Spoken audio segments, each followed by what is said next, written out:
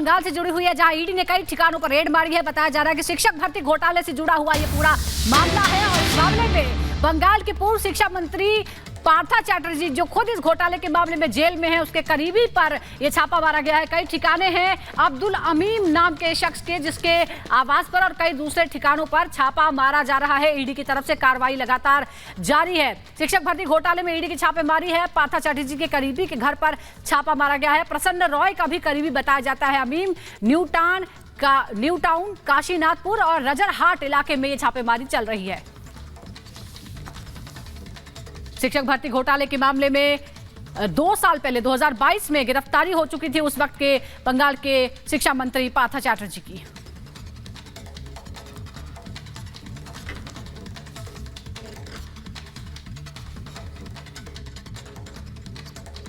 और इस बीच आपको बता दें, प्रधानमंत्री नरेंद्र मोदी ने 75 दिनों का रिपोर्ट कार्ड सबके सामने रखा।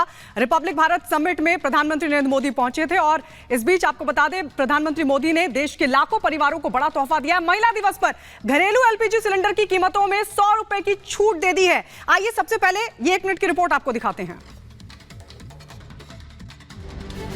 महिला दिवस पर प्रधानमंत्री नरेंद्र मोदी ने महिलाओं को बड़ा तोहफा दिया है। घरेलू सिलेंडर के दाम 100 रुपए कम कर दिए गए हैं, जिससे देश के लाखों परिवारों को फायदा होगा। पीएम मोदी ने एक्स पर पोस्ट करके इस बात की जानकारी खुद दी। पीएम मोदी ने एक्स पर पोस्ट लिखा, महिला दिवस के अवसर पर आज हमने एलपीजी सिलेंडर की कीमतों में 100 रुपए की छूट का बड़ा फैसला लिया है। इससे नारी शक्ति का जीवन आसान होने के साथ ही करोड़ों परिवारों का आर्थिक बोझ भी कम होगा। ये कदम पर्यावरण संरक्षण में भी मददगार बनेगा, जिससे पूरे परिवार का स्वास्थ्य बेहतर होगा। एक दिन पहले ही केंद्र सरकार ने उज्ज्वला योजना को 1 साल के लिए बढ़ाने का फैसला लिया था। यानी इस योजना के उपभोक्ताओं को 300 रुपए की सब्सिडी 31 मार्च 2025 तक मिलती रहेगी, जिसका फायदा 10 करोड़ परिवारों को मिलेगा। सब्सिडी वाले सिलेंडरों की संख्या में भी इजाफा किया गया है। पहले 10 सिलेंडर पर सब्सिडी मिलती थी, अब इसे बढ़ाकर 12 सिलेंडर कर दिया गया है। Bureau report, Republic Bharat.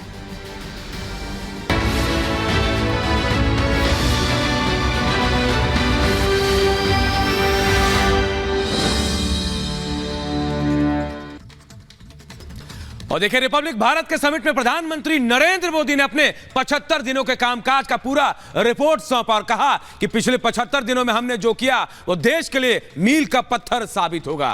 क्या कुछ कहा, सुनाते हैं आपको।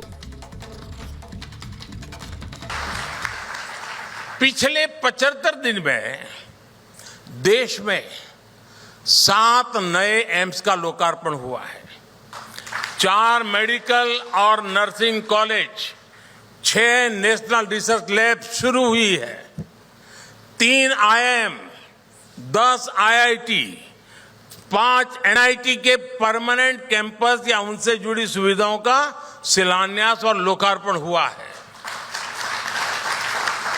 3 IIIT, 2 ICR और 10 सेंट्रल इंस्टीट्यूट का शिलान्यास और लोकार्पण हुआ है। स्पेस इंफ्रास्ट्रक्चर से जुड़ी 1800 करोड़ रुपए की परियोजनाओं का लोकार्पण किया गया है। इन्हीं 75 दिनों में 55 पावर प्रोजेक्ट्स का उद्घाटन या शिलान्यास हुआ है। काकरा पार परमाणु ऊर्जा प्लांट के 2 नए रिएक्टर राष्ट्र को समर्पित किए गए हैं। कल्पकम में स्वदेशी फास्ट ब्रीडर रिएक्टर की कोर लोडिंग की शुरुआत हुई है और ये एक बहुत बड़ा रिवॉल्यूशनरी काम है। तेलंगाना में 1600 मेगावाट के थर्मल पावर प्लांट का लोकार्पण हुआ है। झारखंड में 1300 मेगावाट के थर्मल पावर प्लांट का लोकार्पण हुआ है। यूपी में 1600 मेगावाट के थर्मल पावर प्लांट का शिलान्यास हुआ है। यूपी में ही 300 मेगावाट के सोलर पावर प्लांट का शिलान्यास हुआ है। इसी कालखंड में यूपी में ही अल्ट्रा मेगा रिन्यूएबल पार्क का भी शिलान्यास हुआ है। हिमाचल में हाइड्रो पावर प्रोजेक्ट का शिलान्यास हुआ है। तमिलनाडु में देश के पहले green hydrogen fuel cell vessel को लॉन्च किया गया है। यूपी के मेरठ सिंभावली ट्रांसमिशन लाइन का उद्घाटन हुआ है। कर्नाटका के कोप्पल में विंड एनर्जी जोन के ट्रांसमिशन लाइसेंस का उद्घाटन किया गया है। इन्हीं 75 दिनों में भारत के सबसे लंबे केबल आधारित ब्रिज का लोकार्पण हुआ है। लक्षद्वीप तक अंडर सी ऑप्टिकल केबल के काम को लोकार्पण करके पूरा करके लोकार्पण किया गया है। देश के 550 से ज्यादा रेलवे स्टेशनों को आधुनिक बनाने का काम शुरू हुआ है। 33 नई ट्रेनों को हरी झंडी दिखाई गई है। रोड, ओवरब्रिज, अंडरपास की 1500 से ज्यादा परियोजनाओं का शुभारंभ हुआ है। देश के 4 शहरों में मेट्रो से जुड़ी 7 परियोजनाओं का लोकार्पण किया गया है। कोलकाता को देश के पहले अंडर वाटर मेट्रो की सौगात मिली है। पोर्ट डेवलपमेंट की 10,000 करोड़ रुपए की 30 परियोजनाओं का लोकार्पण और शिलान्यास हुआ है। पिछले 75 दिनों में ही किसानों के लिए दुनिया की सबसे बड़ी स्टोरेज स्कीम शुरू हुई है। 18,000 कोऑपरेटिव के कंप्यूटराइजेशन के काम को पूरा कर दिया गया है।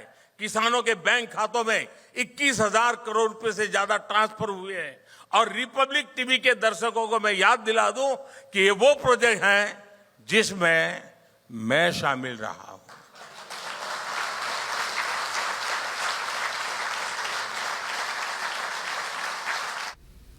रिपब्लिक के मंच से जहां प्रधानमंत्री मोदी ने अपनी सरकार की उपलब्धियां गिनाई तो विपक्ष पर भी जोरदार हमला किया। प्रधानमंत्री मोदी ने कहा कि पिछले 70 सालों में सिर्फ स्लोगन के आधार पर चुनाव लड़ा गया था, लेकिन पिछले 10 सालों में लोगों ने सॉल्यूशन देखा है। साथियों, अक्सर लोग मुझसे पूछते हैं कि आपके खिलाफ इतनी नेगेटिव कैंपेन चलाई जाती है, इतने हमले होते हैं, आपको फर्क नहीं पड़ता क्या? मैं उनको यही बोलता हूं कि अगर मैं इस नेगेटिव कैंपेन पर ध्यान देने लग गया तो फिर मुझे जो काम करने हैं वो रह जाएंगे। साथियों, दशकों तक सरकारों ने जिन्हें कमजोर मानकर, लायबिलिटी मानकर छोड़ दिया, इन 10 वर्षों में हमने उनकी जिम्मेदारी लेने का काम किया है। इसलिए मैं कहता हूं, जिसका कोई नहीं, मोदी उसके साथ खड़ा है।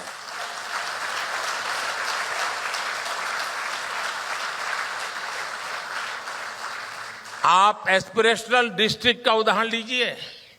वर्षों तक इन जिलों को, यहां रहने वाले करोड़ों देशवासियों को पिछड़ा बताकर भाग्य के भरोसे छोड़ दिया गया था। ये पिछड़ा इलाका है। हमारी सरकार ने ना सिर्फ सोच बदली बल्कि अप्रोच भी बदला और साथ साथ उनका भाग्य भी बदला। इसी तरह हमारे बॉर्डर किनारे के जिले और वहां के रहने वालों की भी जिंदगी थी। पहले की सरकारों की नीति थी कि सीमा से सटे इलाकों का विकास ना हो। ऑफिशियल कहते थे विकास ना हो। इस नीति के कारण वहां रहने वाले लोगों को भी परेशानी होती थी, पलायन होता था। हमने वाइब्रेंट विलेजेस प्रोग्राम शुरू किया जिससे कि लोग सशक्त हो और इलाकों की स्थितियां बदले। दिव्यांगों का उदाहरण देखिए। वर्षों तक इन पर किसी ने ध्यान नहीं दिया क्योंकि वोट बैंक नहीं थे। हमने ना सिर्फ दिव्यांगों को हर क्षेत्र में प्राथमिकता दी बल्कि लोगों की सोच भी बदली।